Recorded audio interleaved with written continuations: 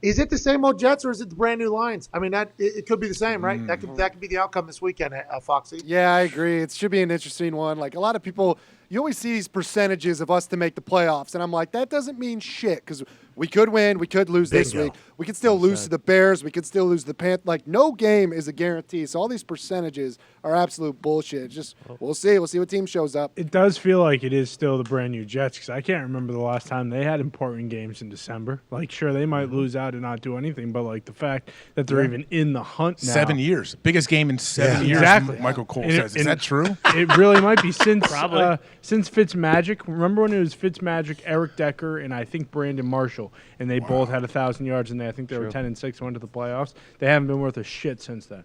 I mean, it's a pretty pivotal game for Zach Wilson, huh? Yeah. Rusted in this lineup. I'd say. Did you hear what Cole just said? Did you hear that promo that Cole just cut? Wild. Jesus Christ. Sorry about that, Ty. He doesn't have any face. That was a real promo there from Cole on the Jets I mean, and Zach Wilson. Spot on, too. Yeah. You know, if Zach Wilson doesn't play good on Sunday, But if he does, he's fucking though, dead in the water. If he does, which is what people sure. expect, though. But if he does play well, are we going to say, "Oh, we were wrong"? This guy he's learned from his time off the field. His 3 weeks he hasn't Somebody been will. in. Is Of it course, too yeah. late, too, for the Jets? Like, it really feels like all of that team loves Mike White. So if he comes in and does well, is that even a worse situation for Mike the Jets? Mike White's saying, I went to 10 doctors to try to get cleared. Like, that is just adding even more to the Mike White legend that's over there. Yep. And whenever you think about, like, Overreaction Monday, if Zach Wilson lays an egg, Oh, man. Ty, what do you think those tweets? Honestly, those, because you heard Cole say it, the Lions? Like, that's how he's Yeah, talking it's a about the lose-lose. Lions. It's a lose-lose. Cole doesn't know it's the brand new Lions. And when you talk about those New York fans, there's a lot of humans that are just in that area that are naturally going to be fans. Like, a regional game for New York is like a fucking mass. There's a lot of people watching, just because how many fans they have. I would say 85 to 90% of them have not been told that this is the brand new Lions. So with what Mike White has been doing, with how tough Mike White is, this guy's a quarterback. You know what I mean? With all that type of thought with him. And then Zach Wilson, he comes in and does not perform well, and they lose to a team that a lot of their fan base probably just assumes still stinks, even though they don't. I'm just saying public perception, court of public opinion, probably pretty low when it comes to Jets fans' respect to the Detroit Lions organization as a whole, just because of what it has been over there. That's going to be a tough morning there on those tweets for old Zach Wilson, I think, AJ. I think it's going to be a tough morning. Can you imagine how – okay, so Zach Wilson knows he's starting this game. He understands what's at stake. Like, I don't know where his head's at. Hopefully he feels good and confident. He's like, okay, I have another opportunity. I need to go find a way to prove whatever, prove these people right. Prove my coaches and my GM and owner right, not proving all the haters wrong. And then you throw like a pick six in your first series or something. Like, And It's a lose-lose for the guy. That's where we see where your mental toughness is, honestly. It's incredibly possible too. Like, it feels like that is more likely than the other. He's going to go out there and ball. But I mean, how can he be loose? You think he can go out and play loose in these situations? I mean, maybe he can, because he's like, hey, Tone, I hear can what you're saying. Bench me. Tone, lose. He beats who? The fucking Lions. Exactly. Correct. He Even though loses to who? even- The fucking Lions. Even though they are better, they still gave up 430 yards, I think, to Kirk Right. Cousins last year. Last And week. it's still the Lions, like Pat said. Yeah, people still still the think it's the same old Lions. Yeah. He may be naive, but he's not dumb. Like, his teammates can't stand the fucking guy. Like, they're praying that Mike White is going to go to an 11th doctor, and they'll be like, you know what, you actually can't. Like, none of these guys Why don't want they to like play him? with this guy. What is the deal with him? What is it? He just gives off the vibe of like an arrogant rich prick. I mean, like, anyone who saw that press conference, it's like, fuck this guy. Are you kidding me? the photo from the draft, Yeah. it doesn't seem with like their he's moms. someone Right. who's sticking his Hard nose to out. relate to. Exactly. And sure, him saying that about the defense. Like, when you hear Garrett Wilson That was and the other guys on the offense, like Conklin and Uzama, them talk about Mike White and wearing the Mike fucking White shirts and all that shit. It's just, they clearly are all in on Mike White, and they believe in him, and they don't feel the same way about Zach Wilson. But one of them happens to be the number 2 overall pick that the team decided, hey, this is going to be our guy going forward. So how long does New York give him? Like how long does 1 game? 1 week, yeah. After this, though, I just heard. and then, Yeah. after the season, though, what do they do? Do they cut him? What do they Try do? to trade him. Try to trade him? Someone going to pick him up? Carolina. I mean, they'll get a 5th round. Yeah. if there's a Get something top for him, pick, right? if there's a top pick who's a But quarterback, it's already time to move on. This is second year, right? There's a coach out there that thinks that they could take his talent and make him a good quarterback. But do you think they'll move on already after 2 years of like, not even like 2 full seasons? Obviously, been hurt, benched, all of this. Are they going to wait? Pat, you think they're going to move on from him this quick and just let him go? I don't know. This is the whole Purdy thing, dude. Yeah, Like, exactly. if you have the person on the roster, you're the one that made that decision to have them on the roster. It's always like an ego thing. Everybody always talks about it. Like, they spent a high draft pick on this guy. It's like, I get you spent a high draft pick on that guy, but you didn't spend much on this other guy. So you should be flexing that as opposed to being too prideful to let this one fall. Like, I just – whoever you have on your roster that can make your team win, you should play. I think Bill Belichick has done that, like, incredibly.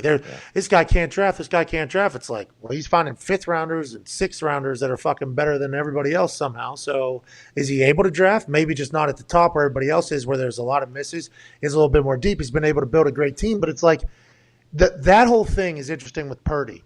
That whole thing is interesting with Zach Wilson because those picks – that's big-time draft capital because of all the expectations that come alongside of it, because of things that have happened in the past for a few of those that have been drafted in those situations. Remember, whenever you talk about a Mount Rushmore, there's only fucking 4 spots, you know? So everybody thinks that they're going to get a Mount Rushmore quarterback because the Mount Rushmore quarterback has been found at that position or whatever, at that placement of the draft. And it's like a lot of those miss.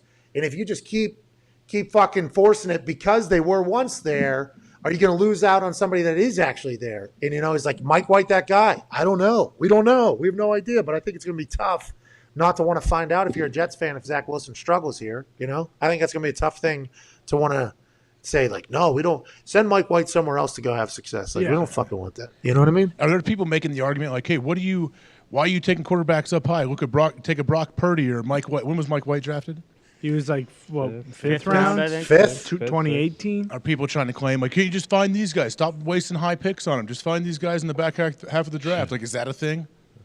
Oh, yeah. Yeah, what are you talking about? Mr. Irrelevant fucking doing what he's doing? I know, but 262? is there a way to consistently find guys like that? No. The draft is impossible to figure out. I know. We know that. We know that. But that's not how expectations are, though. Expectations are like, hey, this person's going to hit because they're definitely drafted here. Yeah. I feel like we're not one of the only people. A lot of people do it. But we were one of the beginning people to talk about, like, well, our draft spectacular, for instance. Nobody getting picked at any spot has any guarantee that they're going to be good in the NFL. No. Maybe 1 or 2 people you see like, oh, that's a man that plays and has been rich and is able to handle money and is able to handle a brand new scheme and is able to handle a whole new city and is able to handle, like, so many things have to go right for somebody to work out in the NFL.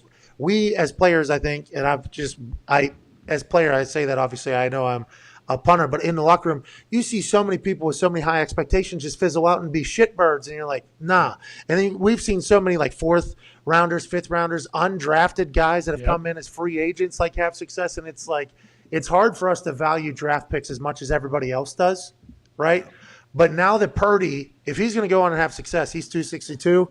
Now there's an opportunity to always tell that story to every draft pick by every general manager, every media. This guy could become the next blah, blah, blah. It just opens up the storyline more, which I love and appreciate. But honestly, a lot more credit should be given to the people that make it as opposed to where they're drafted at. It's like almost these people have had to focus in, lock in, and be pros. That's not easy to do, AJ. It's not fucking easy to do. Yeah. It's not easy to make it. And we've talked about it. Pat, you say this all the time. Like, the only thing I think we can look at when we look at the draft is these wide receivers and corners are going to come in and do good because that's all they've been doing, and they've been posting on social of them doing good, and that's why they're ready. But, like, that's the thing with the whole Trey Lance situation. It's similar to Zach Wilson almost. It's like Trey Lance is about to go into his 3rd season, and he really hasn't played any football. Yeah. It's like, what do you do next year? He's had flashes of good, right? He's Yeah. had flashes of great. Yeah. But we don't really know what he is yet as a quarterback. He doesn't know what he is as a quarterback yet. He hadn't had enough time, I think. Yeah, like this year he lost that week 1 game in Chicago, but like it's impossible to count It's a that. 'cause it was a monsoon. monsoon. There was Yeah. 18 inches of water. Yeah, so like you have no idea what you have, but then like how long do you give Trey Lance? Because if if you start out slow next year and you know Brock Purdy's there, like, okay, you kind of have to go to him. But then you look at a Josh Allen situation too,